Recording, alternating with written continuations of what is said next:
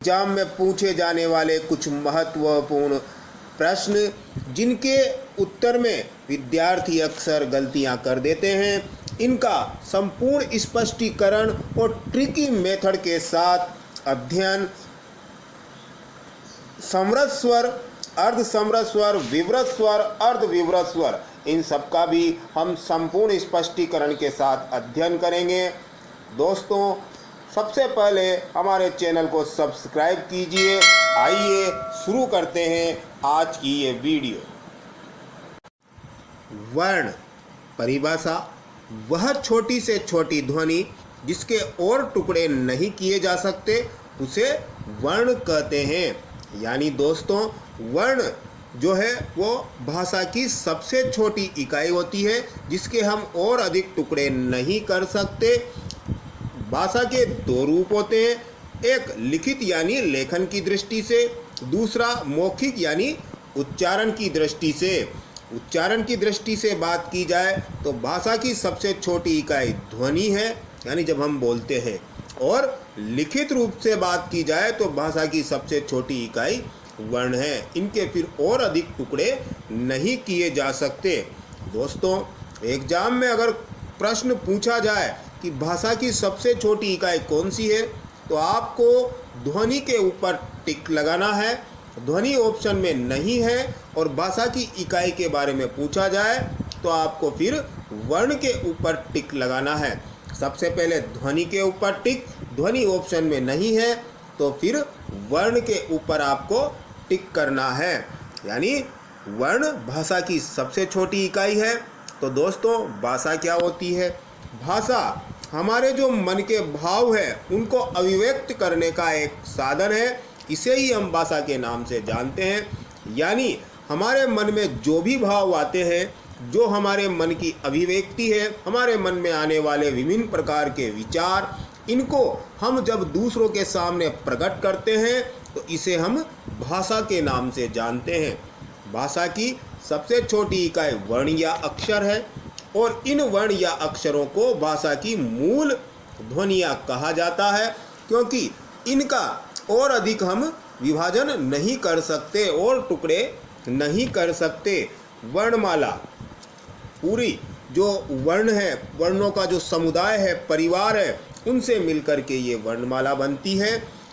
परिभाषा देखिए दोस्तों, वर्णों के समुदाय को वर्णमाला कहते हैं। इसकी जगह दोस्तों ये भी आ सकता है एग्जाम में कि वर्णों के व्यवस्थित क्रम को, क्रम व्यवस्थित होना चाहिए। यानी क के बाद ख, ख के बाद ग, ये जो क्रम से वर्ण आते हैं ये इनका पूरा व्यवस्थित क्रम है और इसी के आधार पर ये जमे हुए होते हैं। इसी को हम व्यवस्थित क्रम बोलते हैं। यानी वर्णों का ये व्यवस्थित क्रम जहाँ भी होगा उसे हम वर्णमाला के नाम से जानते हैं। ऑप्शन में या तो वर्णों के समुदाय को वर्णमाला कहते हैं, ये होगा, और ये नहीं है तो वर्णों के व्यवस्थित क्रम को वर्णमाला कहते हैं। अब वर्णों का जो समूह होता है उसको तो शब्द कहते हैं, क्योंकि शब्द जो होते हैं वो वर्णों के समूह से बनते हैं। वर्णों के समूह की बात नहीं, समुदाय की बात कर रहे हैं। और इसी प्रकार से वर्णों के व्यवस्थित क्रम की हिंदी वर्णमाला की बात की जाए तो हिंदी वर्णमाला में कुल 52 वर्ण होते हैं, जिन्हें दो भागों में विभाजित किया गया है। पहला स्वर और दूसरा व्यंजन। चार्ट के रूप में दोस्त इसको हम समझते हैं। ये हिंदी के कुल 52 वर्ण हैं, जिन्हें अलग अलग रूपों में दिखाया गया है। स्वर 11, स्पर्श व्यंजन 25, अंतस्थ व्यंजन 4, ऊष्म व्यंजन 4, संयुक्त व्यंजन 4, आगत व्यंजन 2, अयोगवाह 2। इस प्रकार से इन वर्णों का वर्गीकरण किया गया है। चार्ट के रूप में हम समझने की कोशिश करते हैं दोस्तों। ये पूरे हिंदी वर्णमाला का संपूर्ण चार्ट है, जिसको स्वर, व्यंजन, स्वरों के प्रकार, ह्रस्व, दीर्घ, और ह्रस्व में कौन कौन से स्वर आते हैं, दीर्घ में कौन कौन से स्वर आते हैं, इसी प्रकार से व्यंजनों के प्रकार स्पर्श, अंतस्थ, ऊष्म, संयुक्त, आगत और अयोगवाह तथा स्पर्श व्यंजन के ही दो अन्य व्यंजन ड और द बिंदी वाले, उनको भी इसी व्यंजनों में शामिल किया जाता है। इस संपूर्ण वर्णमाला के अध्ययन के बाद वर्ण को देखते हैं दोस्तों। परिभाषा वह छोटी से छोटी ध्वनि जिसके और टुकड़े नहीं किए जा सकते उसे वर्ण कहते हैं। ये वर्ण या अक्षर ही भाषा की मूल ध्वनियाँ होती हैं। मूल ध्वनियों से तात्पर्य जो वर्णमाला है वो सारी वर्णमाला इन्हीं वर्णों से यानी मूल ध्वनियों से मिलकर के बनी है, इसीलिए इन्हें हम मूल ध्वनि भी कहते हैं। वर्णों के भेद हिंदी में दो प्रकार के वर्ण होते हैं, एक स्वर और दूसरा व्यंजन। यानी वर्ण के दो भेद होते हैं, पहला स्वर और दूसरा व्यंजन। तो दोस्तों सबसे पहले हम बात करते हैं स्वर की। स्वर क्या होते हैं? स्वर ऐसे वर्ण जिनका उच्चारण बिना किसी अवरोध यानी बिना किसी बाधा के, बिना किसी दूसरे वर्ण की सहायता के किया जाता है, उन्हें स्वर कहते हैं। स्वर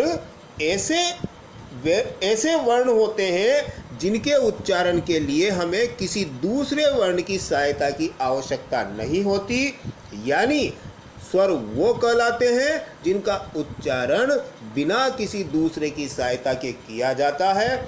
स्वर का अर्थ ही यही है दोस्तों, यानी ऐसा वर्ण जो स्वयं उच्चारित होता है। स्वयं उच्चारित होता है यानी जिसको उच्चारण के लिए किसी की सहायता की आवश्यकता नहीं है, जो स्वतंत्र रूप से उच्चारित होता है, उसे स्वर कहते हैं। स्वर को अच भी कहते हैं। स्वरों की संख्या हिंदी वर्णमाला में 11 है, जिनका हम बारी बारी से अध्ययन करेंगे। स्वर की परिभाषा दूसरे रूप में देखते हैं, यानी जिन वर्णों का उच्चारण किसी दूसरे वर्ण की सहायता के बिना होता है उन्हें स्वर कहते हैं। स्वरों का उच्चारण स्वतंत्र रूप से किया जाता है और स्वरों की संख्या 11 है, जिसमें अ, आ, ई, उ, ऋषि, ए, ओ, औ इन वर्णों को शामिल किया जाता है। इनका हम आगे विस्तार से अध्ययन करते हैं। सबसे पहले स्वरों के भेद, यानी इन 11 स्वरों को हमने 3 भागों में विभाजित किया है। पहला ह्रस्व, दूसरा दीर्घ, तीसरा प्लुत।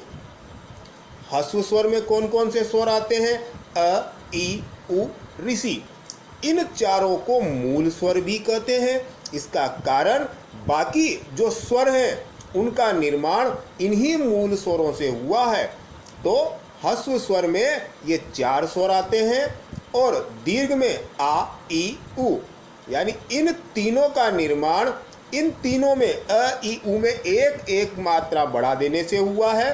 कहने का तात्पर्य अ, ई, उ में एक एक मात्रा बढ़ा देने से दीर्घ स्वर के प्रथम 3 स्वरों का निर्माण हुआ है। बाकी 4 दीर्घ स्वरों का निर्माण भी इन्हीं स्वरों से हुआ है। इसीलिए ह्रस्व स्वरों को मूल स्वर भी कहते हैं। प्लुत स्वर, प्लुत स्वर में इस प्रकार का जो 3 का अंक है वो दिखाया जाता है। इसका कारण यह है दोस्तों, जब हम दूर से किसी को पुकारते हैं तो अंतिम वाला जो स्वर होता है उसे खींचकर लंबा कर दिया जाता है और इसको दिखाने के लिए 3 के अंक का प्रयोग किया जाता है। यानी प्लुत स्वर में 2 से अधिक मात्रा होती है। इनका हम विस्तार से अध्ययन करते हैं। सबसे पहले ह्रस्व स्वर। ह्रस्व स्वर जिसके उच्चारण में केवल एक मात्रा का समय लगता है। एक मात्रा का समय यानी कम ताकत लगानी पड़ती है, कम दम लगाना पड़ता है। और ह्रस्व स्वरों को मूल स्वर भी कहते हैं, यानी ह्रस्व स्वर के उच्चारण में केवल एक मात्रा का समय लगता है। आपको सिर्फ यही ध्यान रखना है कि ह्रस्व स्वर में एक मात्रा का समय लगता है, कम ताकत यानी कम दम लगानी पड़ती है। ह्रस्व स्वरों को मूल स्वर भी कहते हैं। ह्रस्व स्वर से संबंधित ये महत्वपूर्ण जानकारी आपको अपने पास रखनी चाहिए। स्क्रीनशॉट ले सकते हो, पेन कॉपी लेके नोट कर सकते हो। ह्रस्व स्वरों की संख्या 4 है। अ, ई, उ और ऋषि, इन चारों को हम ह्रस्व स्वर में शामिल करते हैं। दीर्घ स्वर। दीर्घ स्वर नाम से ही स्पष्ट है दोस्तों। दीर्घ यानी बड़ा। बड़ा वो ह्रस्व स्वर थे और दीर्घ स्वर में ह्रस्व स्वर की तुलना में दुगना समय लगता है। इसे हम ऐसे भी कह सकते हैं कि दो मात्राओं के बराबर का समय लगता है। ह्रस्व स्वर में एक मात्रा का समय लगा था और दीर्घ स्वर में दो मात्राओं का समय लगता है, तो इसे हम दीर्घ स्वर कहते हैं। दीर्घ स्वरों की संख्या 7 है। आ, ई, उ, ए, ऐ, ओ, औ। इनको हम दीर्घ स्वर कहते हैं। प्रथम 3 दीर्घ स्वरों में जो ह्रस्व स्वर है, अ में एक मात्रा बढ़ाने पर आ हो जाता है। यानी ऐसे ही इन 3 प्रथम दीर्घ स्वरों का निर्माण हुआ है ह्रस्व स्वरों में एक एक मात्रा बढ़ा देने से। बाकी 4 दीर्घ स्वर नीचे बताए गए हैं। अ में ई मिलाने पर ए हो जाता है और इस ए में जब हम अ मिलाते हैं तो बड़ा ए बनता है। इसी प्रकार से अ में जब ऊ को शामिल करते हैं तो ओ बनता है और इस ओ में जब अ को मिलाया जाता है तो बड़ा ओ मिलता है। ये अंतिम 4 जो दीर्घ स्वर हैं, ये अंतिम 4, इनको हम संयुक्त स्वर के नाम से भी जानते हैं, मिश्रित स्वर भी कह सकते हैं या संधि स्वर के नाम से भी जानते हैं। जिस प्रकार से व्यंजनों में संयुक्त व्यंजन होते हैं, उसी प्रकार से ये 4 संयुक्त स्वर है, अंतिम 4। इसके बाद प्लुत स्वर को देखते हैं। प्लुत स्वर, जैसा कि हमने बताया था कि प्लुत स्वर कोई स्वर विशेष नहीं है, इसका कोई वर्ण भी नहीं है, लेकिन जब दूर से किसी को पुकारते हैं तो अंतिम स्वर को खींचकर लंबा कर दिया जाता है और इसी को हम प्लुत स्वर कहते हैं। और इसको दिखाने के लिए 3 के अंक का प्रयोग किया जाता है। इसके उच्चारण में 2 से अधिक मात्राओं का समय लगता है। 2 से अधिक मात्राओं का, क्योंकि जब हम किसी को दूर से पुकारते हैं तो स्वर को लंबा करके आवाज़ देते हैं। जैसे कि आप आवाज़ दो ओ, ओम, तो ओम जब उच्चारण कर रहे हो तो ओम में जो ओ की ध्वनि निकलती है थोड़ा लंबा निकलती है, यानी 2 से अधिक मात्रा का समय लगा, इसीलिए इसको 3 के अंक यानी 3 मात्राओं के बराबर समय लगा। इसको 3 के अंक के द्वारा दिखाया जाता है, इसी को प्लुत स्वर कहते हैं। स्वरों का ये संपूर्ण चार्ट है। ह्रस्व स्वर, जिसमें ये चारों स्वर जो मूल स्वर कहलाते हैं शामिल किए गए हैं। दीर्घ स्वर, इसमें ये 7 स्वर शामिल किए गए हैं, जिनका निर्माण इन्हीं ह्रस्व स्वरों से मिलकर के हुआ है। प्लुत स्वर में कोई स्वर विशेष शामिल नहीं है, यानी ऐसा कोई वर्ण नहीं है जिसे हम प्लुत स्वर कह सकें, बल्कि जब किसी को हम पुकारते हैं और अंतिम स्वर को जब खींचकर लंबा करते हैं और उसे 3 के अंक के द्वारा दिखाया जाता है तो प्लुत स्वर कहलाता है। स्वरों के बाद व्यंजन। व्यंजन जो कि वर्णों का अगला प्रकार है। सबसे पहले इसकी परिभाषा। दोस्तों, स्वरों की परिभाषा में हमने कहा था कि ऐसे वर्ण जो बिना किसी दूसरे की सहायता के बोले जाते हैं, जिनका उच्चारण स्वतंत्र रूप से होता है। तो स्वर जो स्वतंत्र रूप से उच्चारित होते हैं, वो स्वतंत्र रूप से बिना किसी सहायता के बोले जाने वाले जिन वर्णों के उच्चारण में सहायता पहुंचाते हैं, उन्हें व्यंजन कहते हैं। यानी व्यंजन वे होते हैं जो स्वरों की सहायता से बोले जाते हैं। जिन वर्णों का उच्चारण स्वरों की सहायता से किया जाता है, उन्हें हम व्यंजन कहते हैं। हिंदी वर्णमाला में 33 व्यंजन हैं, जिन्हें अलग अलग विभिन्न प्रकारों में विभाजित किया गया है। दोस्तों, जब आप व्यंजन को लिखते हो तो उसके नीचे एक चिन्ह लगा रहता है जिसे हलंत का चिन्ह बोलते हैं, ये वाला चिन्ह। और इसीलिए व्यंजनों को हल भी कहते हैं, क्योंकि जो ये चिन्ह है हलंत का, ये चिन्ह ये व्यंजनों के स्वर रहित रूप को दर्शाता है। जब इन व्यंजनों में स्वर की मात्रा जुड़ जाती है, स्वर का संयोग हो जाता है, तो ये हल का चिन्ह हट जाता है और उसकी जगह स्वर की मात्रा का संयोग हो जाता है। यानी क के नीचे अगर हलंत लगा हुआ है और उसमें अ की मात्रा शामिल हो जाती है तो वो क बन जाता है। व्यंजन जिन्हें चार्ट के रूप में दर्शाने की कोशिश की है दोस्तों। स्पर्श व्यंजन जिसमें ये 25 वर्ण आते हैं। इन 25 के अलावा ये 2 बिंदी वाला रूप ड और ध का। अंतस्थ व्यंजन जिसमें ये 4 वर्ण हैं। उष्म जिसमें ये 4 हैं। आगत व्यंजन जिसमें ये 2 है। आगत का मतलब जो विदेशी भाषा से हिंदी में आए हैं, हिंदी की मान्यता, हिंदी सबको अपने भीतर समाहित कर लेती है, तो ये आगत व्यंजन हिंदी में आगत हुए हैं, विदेशी भाषाओं से आए हैं, इसीलिए ये 2 आगत व्यंजन और ये संयुक्त व्यंजन जिनकी संख्या 4 है, जिनका हम आगे विस्तार से अध्ययन करेंगे। और जो स्वर की संख्या है 11 निर्धारित, यानी बाकी जो वर्ण हैं उनको हम व्यंजन मान के अध्ययन करते हैं। इसी रूप में ये अयोगवाह यानी अनुस्वार और विसर्ग, इनका हम आगे व्यंजनों के विभिन्न वर्गीकरण के रूप में अध्ययन करेंगे। सबसे पहले उच्चारण की आधार पे व्यंजनों को 3 भागों में विभाजित किया गया है, यानी उच्चारण के आधार पर हम व्यंजनों को 3 भागों में बांट सकते हैं, यानी व्यंजनों के 3 भेद हैं। पहला स्पर्श व्यंजन जिसमें क से म तक के कुल 25 वर्ण हैं, यानी 5 वर्गों के 25 व्यंजन। दूसरा अंतस्थ व्यंजन जो य र ल व कुल 4 वर्ण। और तीसरा प्रकार उष्म व्यंजन जिसमें श स स ह कुल 4 वर्ण शामिल होते हैं।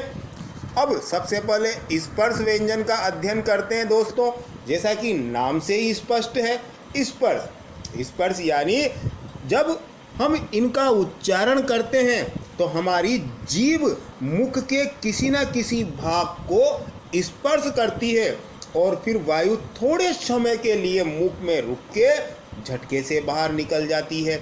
इसलिए इन्हें स्पर्श व्यंजन कहते हैं, क्योंकि इनके उच्चारण में जिह्वा मुख के किसी न किसी भाग को स्पर्श करती है, इसीलिए इन्हें स्पर्श व्यंजन कहते हैं। मुख जैसे कि दंत, कंठ, ओष्ठ, तालु, मूर्धा, ये मुंह के अंदर के जो विभिन्न अवयव यानी भाग है, जिह्वा इनको छू लेती है, स्पर्श करती है, फिर वायु झटके से बाहर निकल जाती है, इसलिए इन्हें स्पर्श व्यंजन कहते हैं। इनकी कुल संख्या 25 है, जिन्हें हम सुविधा के लिए 5 वर्गों में विभाजित कर सकते हैं। वर्ग का जो पहला वर्ण है उसी के आधार पे हमने इन वर्णों का नामकरण किया है, ताकि इनके उच्चारण में याद रखने में आपको सुविधा हो। क वर्ग क से ड तक के, च वर्ग च से अण तक के, ट वर्ग ट से ण तक के, त वर्ग त से न तक के, प वर्ग प से म तक, यानी कुल 25 वर्ण जिन्हें हम स्पर्श व्यंजन के नाम से जानते हैं। स्पर्श के बाद अंतस्थ व्यंजन।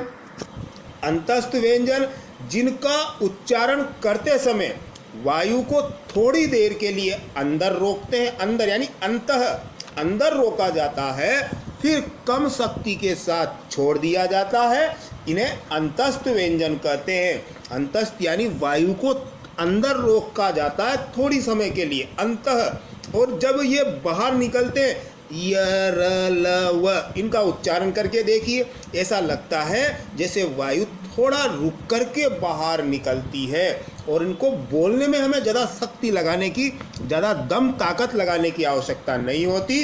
इनको हम यण भी कहते हैं, और ये अंतस्थ व्यंजन स्वर और व्यंजन के मध्य में स्थित होते हैं। इनकी संख्या 4 है। य र ल और व को हम हिंदी के अंतस्थ व्यंजन कहते हैं। अब उष्म व्यंजन, उष्म नाम से ही स्पष्ट है ये भी, उष्म यानी सूखा सा, घर्षण करते हुए।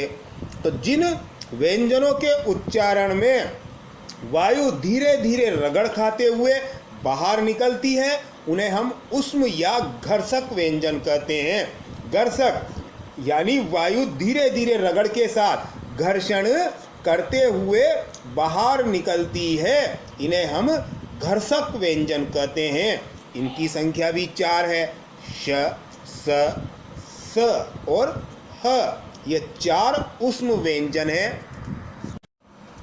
जिस प्रकार से स्वरों का अध्ययन करते समय हमने देखा था संयुक्त स्वर जो 2 अलग अलग स्वरों से मिलकर के बने थे, उसी प्रकार से संयुक्त व्यंजन भी होते हैं। संयुक्त व्यंजन 2 अलग अलग व्यंजनों के योग से मिलकर के बने होते हैं। जो व्यंजन 2 अलग अलग व्यंजनों से मिलकर बने उन्हें हम संयुक्त व्यंजन कहते हैं। हिंदी भाषा में संयुक्त व्यंजनों की संख्या 4 है, जो ये है श, त्र, ज्ञ और श्र। इनको हम संयुक्त व्यंजन कहते हैं। इनका निर्माण कैसे हुआ है दोस्तों? श में क में जब स मिलाया जाता है तो श्र बन जाता है, यानी क्षत्रिय वाला। त्र में जब त और र मिलाया जाता है तो त्र बन जाता है। इसी प्रकार से ज्ञ का निर्माण ज में अण मिलाने पर ज्ञ का निर्माण हुआ है। स्र का निर्माण स्र बनाने के लिए स और र को मिलाया जाता है तो स्र का निर्माण हो जाता है। यानी प्रथम वर्ण पे आप ध्यान दोगे तो ये हलंत वाला है, स्वर रहित रूप को दिखाता है। बाद वाले में स्वर जुड़ा हुआ है, यानी 2 जो भिन्न भिन्न अलग अलग व्यंजन मिलेंगे, इसमें एक स्वर रहित होगा और एक स्वर सहित होगा। इन दोनों के योग से नया वर्ण बनेगा जिसे हम संयुक्त व्यंजन कहेंगे और हिंदी में ये 4 संयुक्त व्यंजन कहलाते हैं। इसके बाद अयोगवाह देखते हैं। अयोगवाह, जैसा कि स्वरों की संख्या निर्धारित है 11, बाकी व्यंजनों का अध्ययन हम व्यंजन के रूप में करते हैं, बाकी वर्णों का अध्ययन व्यंजन के रूप में करते हैं। तो अयोगवाह सबसे पहले अनुस्वार। अनुस्वार क्या होता है दोस्तों? अन, आपने देखा होगा अंगूर, अ से अंगूर, तो वो जो अनुस्वार कहलाता है इसका ये प्रतीक है और इसको हम अनुस्वार बोलते हैं।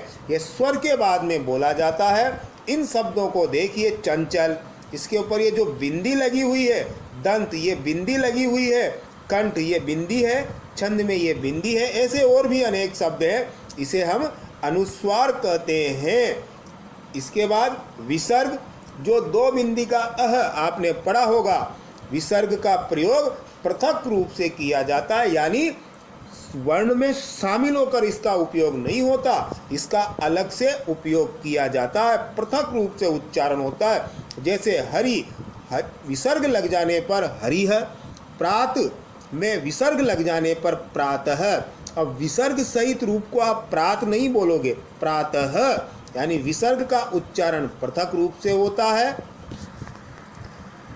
ये हिंदी में आने वाले कुछ महत्वपूर्ण प्रश्न हैं जो एग्जाम में अक्सर पूछे जाते हैं, जिनके जब विद्यार्थी इनका आंसर देता है तो उत्तर लिखते समय जानकारी के अभाव में या हड़बड़ी में वो गलत आंसर दे देता है। अर्धस्वर, य और व को अर्धस्वर कहते हैं, ये आपको नोट करके रखना है। य और व अर्धस्वर कहलाते हैं। अर्धस्वर यानी आधे स्वर के रूप में इनकी पहचान है। पार्श्विक व्यंजन, ल पार्श्विक व्यंजन है, यानी ल को आप पार्श्विक व्यंजन के रूप में ही लिख कर आओगे। लुंठित या प्रकंपित व्यंजन, र लुंठित व्यंजन है, मतलब है। उच्चित व्यंजन, ड और ढ उच्चित है, मतलब है नासिक के जो नाक से बोले जाते हैं। ड, अण, न, न और म, इनको नासिक के यानी नासिका से उच्चारित होने वाले व्यंजन बोलते हैं। काकल्य, ह को काकल्य व्यंजन बोलते हैं। काकल्य यानी कंठ से नीचे से इसका उच्चारण होता है। आप ह बोल कर देखिए, ऐसा लगता है जैसे कंठ के नीचे से इसका उच्चारण हो रहा हो, इसलिए इसको काकल्य व्यंजन बोला जाता है। संवृत और विवृत स्वर, संवृत और विवृत स्वर क्या होते हैं? जब हम स्वरों का उच्चारण करते हैं तो हमारे मुंह की जो आकृति बनती है उसके आधार पर इन्हें हम संवृत और विवृत के रूप में विभाजित करते हैं। संवृत को भी दो भागों में, संवृत और अर्ध संवृत, इसी प्रकार से विवृत को भी दो भागों में, विवृत और अर्ध विवृत। तो संवृत और अर्ध संवृत, विवृत और अर्ध विवृत क्या होते हैं, इनका हम आगे विस्तार से अध्ययन करेंगे। संवृत स्वरों में ई, ई, उ, उ और ऋषि, अर्ध संवृत में ए और ओ, विवृत स्वर में आ और ओ। ये वाला नहीं है और ये वाला भी नहीं है, यानी वे चंद्र बिंदु भी नहीं बोल सकते। ये अलग रूप में आपको दिखाया गया है, इसी रूप में ये विवृत स्वर में शामिल किया गया है। अर्ध विवृत में अ, ए, ओ, ये अर्ध विवृत स्वर है। अब इनके उच्चारण स्थानों को देख लीजिए दोस्तों। उच्चारण स्थान, क वर्ग से कौन कौन से वर्ण उच्चारित किए जाते हैं? कंठ से क वर्ग संपूर्ण, जिसमें ये 5 वर्ण आते हैं, और ह तथा अ और आ स्वर और विसर्ग का उच्चारण स्थान कंठ है। तालु से उच्चारण होने वाले च वर्ग के 5 वर्ण और य, श और ई स्वर, मूर्धा से उच्चारित होने वाले ट वर्ग के 5 वर्ण र, श और ऋषि स्वर, दंत से उच्चारित होने वाले में त वर्ग के 5 वर्ण ल और स, ओष्ठ से उच्चारित होने में प वर्ग के 5 वर्ण उ स्वर, दोनों उ वाले स्वर, नासिका से उच्चारित होने वाले ये पंचम वर्ण जो 5 हैं। प्रत्येक वर्ग के अंतिम वर्ण, इनको हम नासिक्य वर्ण भी बोलते हैं। साथ में अनुस्वार भी नासिका से उच्चारित होता है। कंठ तालु से ए और ए, कंठ और तालु, क्यों? क्योंकि अ और ई से मिलकर के बनता है ए, ये स्पष्टीकरण दिया हुआ है। तो कंठ और तालु से उच्चारित होने वाला ए और ए अ और ई से मिलकर बना, इसलिए इन्हें कंठ तालु कहते हैं। कंठोष्ठ ओ और ओ, जो कि कंठ और ओष्ठ से मिलकर बना, अ और उ से मिलकर के ओ बनता है, इसलिए इनका उच्चारण स्थान कंठोष्ठ है। और दंतोष्ठ से बोले जाने वाला व वर्ण, ये इनके उच्चारण स्थान है। वर्णों के उच्चारण स्थान को चार्ट के रूप में दिखाने की कोशिश की है दोस्तों। ये विभिन्न उच्चारण स्थान हैं जो मुख के विभिन्न भागों से उच्चारित किए जाते हैं। दंत, ये नासिका से उच्चारित, इसी प्रकार से ये ओष्ठ से उच्चारित, ये दंत और ओष्ठ से उच्चारित हुआ, ये दंत से उच्चारित, इसी प्रकार से ये दंत के मूल से वत्स्य वर्ण है, ये तालु से उच्चारित होने वाले, और ये मूर्धा यानी ऊपर वाले जबड़े के शीर्ष भाग से उच्चारित होने वाले, ये कंठ से उच्चारित होने वाले, और ये कंठोष्ठ यानी कंठ और ओष्ठ से उच्चारित होने वाले वर्ण। अब कुछ वर्ण हैं जिनको अलग अलग प्रकारों के आधार पे बांटा गया है। लुंठित या प्रकंपित वर्ण क्या होते हैं दोस्तों? जिन वर्णों का उच्चारण करते समय हमारी जीभ की जो नोक है वो वायु से रगड़ खाते हुए कुछ समय के लिए कांपती सी प्रतीत होती है। कांपती है यानी प्रकंपित होती है, कंपन करती है, इसलिए इसको प्रकंपित व्यंजन कहते हैं। हिंदी में र प्रकंपित व्यंजन है। अब र प्रकंपित व्यंजन है, मतलब र को ही आप प्रकंपित या लुंठित व्यंजन में ऐड करके यानी कि टिक करके आओगे, इसके अलावा किसी और को नहीं। र लुंठित व्यंजन है मतलब है। इसी प्रकार से पार्श्विक व्यंजन ल है मतलब है, पार्श्विक व्यंजन ल है तो ल ही है। अब पार्श्विक व्यंजन क्या होता है? जब इस वर्ण का उच्चारण करते हैं ल का, तो जीभ उसके बगल से वायु गुजर जाती है। बगल है, पार्श्विक का मतलब ही यही होता है, पार्श्विक यानी बगल, साइड से। तो पार्श्व से वायु निकल जाती है। ल का उच्चारण करते हैं तब बोल के देखिए, ल। ऐसा लगता है जैसे वायु जीभ के साइड से होकर के गुजर गई हो। अब संघर्षी व्यंजन, संघर्षी व्यंजन में ज और फ जो आगत व्यंजन के ही रूप हैं, इनको हम संघर्षी व्यंजन के रूप में व्यक्त करते हैं। इनके उच्चारण में श्वास जो है वो मुख अवयव यानी हमारे मुख के अवयव है, दंत, ओष्ठ, मुर्दा, तालु, इनसे रगड़ खाते हुए बाहर निकलती है। वायु पहले मुख अवयवों से रगड़ खाते हुए बाहर निकलेगी, मुख अवयवों से रगड़ खाएगी और बाहर निकल जाएगी। जबकि स्पर्श संघर्षी व्यंजन में वायु पहले मुख अवयवों को स्पर्श करती है, फिर रगड़ खाते हुए बाहर निकलती है। इसमें वायु मुख अवयवों से रगड़ खाते हुए बाहर निकलती यानी रगड़ खाती रहती है, बाहर निकलती रहती है। जबकि स्पर्श संघर्षी व्यंजन में वायु मुख अवयवों को पहले स्पर्श करेगी, फिर रगड़ खाएगी और रगड़ खाते हुए वायु मुंह से बाहर निकल जाएगी। स्पर्श संघर्षी व्यंजन में ज और फ वर्ण को शामिल करते हैं और स्पर्श संघर्षी व्यंजन में च, छ, ज, झ ये 4 वर्ण, इनको स्पर्श संघर्षी व्यंजन में शामिल किया जाता है। उच्छित व्यंजन, उच्छित नाम से समझ में आ गया होगा, उच्छित उछलते हुए, यानी उच्छित व्यंजन पूरा ट, ठ, ड, ढ और बिंदी वाले ड, ढ। इन व्यंजनों के उच्चारण में हमारी जीभ जो ऊपर वाले जबड़े का शीर्ष स्थान है, जिसे हम मूर्धा कहते हैं, उसे स्पर्श करती है और जीभ वापस झटके से बाहर आती है। इसे उच्छित व्यंजन कहते हैं, यानी जीभ झटके से वापस आती है, यानी उछलती हुई आती है, उच्छित। सबसे पहले जीभ ऊपर वाले जबड़े के शीर्ष स्थान यानी मूर्धा को स्पर्श करेगी, झटके से वापस आती है उछलते हुए, इसलिए इन्हें उच्छित व्यंजन कहते हैं। और ये हिंदी के उच्छित वर्ण हैं, नासिक के, जिनका उच्चारण नाक से किया जाता है।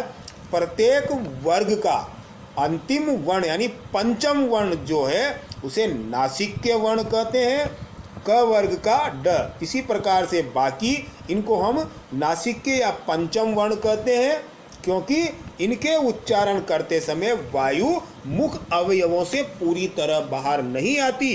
यानी ये जो पंचम वर्ण है अपने अपने उच्चारण स्थान से तो इनका उच्चारण होता है, लेकिन पूरी तरह से वायु उस मुख अवयव से बाहर नहीं आती, यानी जो इनका उच्चारण स्थान है उससे बाहर नहीं आती, बल्कि वायु थोड़ा रुक करके मुख से निकलती है, उसके साथ साथ नाक से भी निकलती है। इसलिए इन्हें नासिक्य व्यंजन कहा जाता है और हिंदी में ये पंचम वर्ण नासिक्य व्यंजन कहलाते हैं। सगोष और अगोष ध्वनियाँ कौन कौन सी है? सगोष ध्वनियाँ जो वर्ग का तीसरा और पांचवा, चौथा, इन वर्णों को हम सगोष ध्वनियाँ कहते हैं, सगोष वर्ण कहते हैं। साथ में जो ड ड है, य र ल व है और ह है, इनको भी सगोष ध्वनि कहते हैं। और जितने भी स्वर हैं 11, इनको भी हम सगोष ध्वनियाँ या सगोष वर्ण कहते हैं। यानी दोस्तों सगोष में आपको ध्यान रखना है, प्रत्येक वर्ग के तीसरे, चौथे, पांचवें व्यंजन ड ड, य र ल व ह और सभी स्वर सगोष वर्णों में शामिल किए जाते हैं। अगोष में जो बाकी बचे यानी वर्गों के पहले और दूसरे व्यंजन और श, स, स, इनको हम अघोष वर्ण में शामिल करते हैं। अल्प प्राण, महाप्राण ध्वनियाँ। तो अल्प प्राण में जो वर्ग का पहला, तीसरा और पांचवा व्यंजन है, प्रत्येक वर्ग के जितने भी वर्ग हैं, 5 वर्ग हैं, पांचों वर्गों के पहले, तीसरे और पांचवें यानी एक छोड़ के एक जो व्यंजन है वो प्रत्येक वर्ग के यहाँ तक म तक और इसके अलावा य र ल व 4 ये इनको हम अल्प प्राण ध्वनियाँ कहते हैं। पर इतना ध्यान रखना है, अल्प प्राण में वर्ग के पहले, तीसरे और पांचवा जो व्यंजन है, वर्ण है, वो और य र ल व इनको हम अल्प प्राण में शामिल करते हैं। महाप्राण में कौन कौन सी ध्वनियाँ आती हैं दोस्तों? वर्गों का दूसरा और चौथा व्यंजन, प्रत्येक वर्ग का दूसरा और चौथा व्यंजन, साथ में ड बिंदी वाला, श और ह ये ऊष्म व्यंजन और इसमें अंतस्थ व्यंजन आए हैं। यानी सीधा सा हिसाब है अल्प प्राण को याद रखने का, वर्गों का पहला, तीसरा और पांचवा और सभी अंतस्थ व्यंजन। और महाप्राण को ध्यान रखने का है प्रत्येक वर्ग का दूसरा और चौथा व्यंजन, साथ में ऊष्म व्यंजन, ये महाप्राण होंगे। समृत और विवृत स्वर क्या होते हैं दोस्तों? जब हम स्वरों का उच्चारण करते हैं, जिस प्रकार से व्यंजनों का उच्चारण किया, तो वायु मुख के किसी न किसी हिस्से को उच्चारित करते समय कहीं से उछलते हुए, कांपते हुए वायु बाहर निकलती, उसी के आधार पर व्यंजनों का वर्गीकरण किया। इसी प्रकार से जब स्वरों का उच्चारण करते हैं तो जो हमारा मुख आकार लेता है, उसी के आधार पर स्वरों को भी दो भागों में बांटा है, समृत और विवृत। समृत के भी दो रूप हैं, समृत और अर्ध समृत स्वर। तो समृत स्वर क्या होते हैं दोस्तों? इस समृत स्वर वो स्वर होते हैं जिनका उच्चारण करते समय मुख द्वार सकरा हो जाता है, यानी हम बोलते हैं तो बिल्कुल ऐसा लगता है मुंह लगभग बंद हो गया हो। हिंदी में इनकी संख्या 5 है। ई, उ, और ऋषि, ये पांचों समृत स्वर कहलाते हैं। ई, उ, ऋषि, ये पांचों समृत स्वर है। यानी समृत स्वर वो होंगे जिनका उच्चारण करते समय मुख द्वार, यानी हमारा मुंह जो है ये सकरा हो जाता है, लगभग बंद होने की स्थिति में आ जाता है जब हम इन 5 वर्णों को बोलते हैं। वायु बाहर निकलती है बिल्कुल सक्रिय होकर के। और अर्ध समृत में मुख द्वार कम सकरा हो जाता है, यानी थोड़ा खुला रहता है। इसमें तो लगभग बंद सा हो जाता है, इसमें थोड़ा खुला रहता है। इसे हम अर्ध समृत स्वर कहते हैं। इनकी संख्या 2 है, छोटा ए और छोटा ओ, इन दोनों को हम अर्ध समृत स्वर कहते हैं। विवृत स्वर की जानकारी लेते हैं दोस्तों। विवृत स्वर के उच्चारण में पूरा मुंह खुल जाता है, यानी जब इनको हम बोलते हैं तो मुंह ऐसा लगता है जैसे पूरा खुल गया हो। बोलकर देखिए, आ, ऐसा लगेगा जैसे पूरा मुंह चौड़ा हो गया हो, खुल गया हो। तो विवृत स्वर यानी जिनके उच्चारण में मुख द्वार पूरा खुल जाता है, उन्हें हम विवृत स्वर कहते हैं।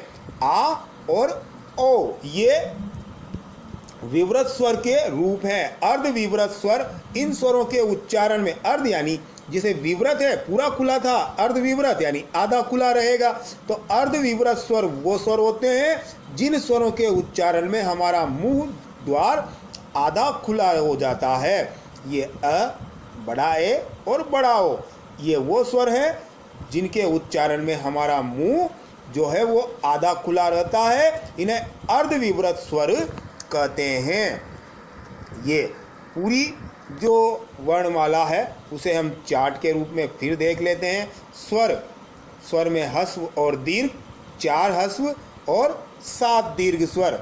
इसी प्रकार से ये व्यंजन जिनको 5 स्पर्श, अंतस्थ, ऊष्म, संयुक्त, आगत, और स्पर्श में ये 25 + 2 ड और ड वाला रूप, अंतस्थ में ये 4 और ऊष्म व्यंजन में ये 4 वर्ण, संयुक्त व्यंजन में ये 4, आगत व्यंजन में ये 2 रूप, और बाकी जो अयोगवा जिसमें अनुस्वार और विसर्ग आते हैं। दोस्तों वीडियो कैसी लगी ज़रूर बताएं। हमारे चैनल को सब्सक्राइब कीजिए। जय हिंद, वंदे मातरम।